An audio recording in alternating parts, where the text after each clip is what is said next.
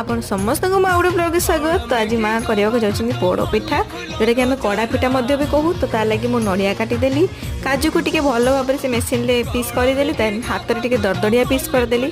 ପିଠୋରେ ମାଆ ଟିକେ ଗୋଡ଼ ଆଉ ଲୁଣ ପକାଇଲେ, ତାକୁ ଭଲ ଭାବରେ ମିଶାଇଦେଲି। ତାପରେ କଟା ହେଇଥିବା ନଡ଼ିଆ ଆଉ କାଜୁକୁ ମିଶାଇକି ଭଲ ଭାବରେ ମିକ୍ସ କରିଦେଲି। ତାପରେ ଗରମ ହୋଇଥିବା ତେଲରେ ମାଆ ପକାଇଲେ। ଏଇଟା ଆମେ ନନଷ୍ଟିକ୍ କଢ଼ାରେ କରୁଛେ, ଆପଣ ଲୁହା କଢ଼ାରେ ବି କରିପାରିବେ, ବହୁତ ବଢ଼ିଆ ହେବ।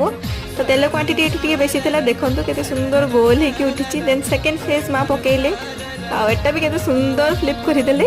ତାକୁ ଥଣ୍ଡା ହେଲା ବେଳେ ଖାଇବେ, ଗରମ ଗରମ ଖାଇବେ ନାହିଁ, ତା ଟେଷ୍ଟ ଆସିବନି। ତ ଥଣ୍ଡା ହେଇସାରିଲା ପରେ ମୁଁ ଆ ଉପରେ କଟା ହେଇଥିବା କାଜୁକୁ ପକାଇଲି, ଏକଦମ ଗୋଟେ କେକ୍ କାଟିଲା ଭଳିଆ ପିସ୍ଟେ କାଟିଲି। ଦେନ୍ ଟେଷ୍ଟ କରିଲାରେ ଏକଦମ ମାନେ ଲାଜବାବ ଟେଷ୍ଟ, ତାର କହିପାରିବିନି।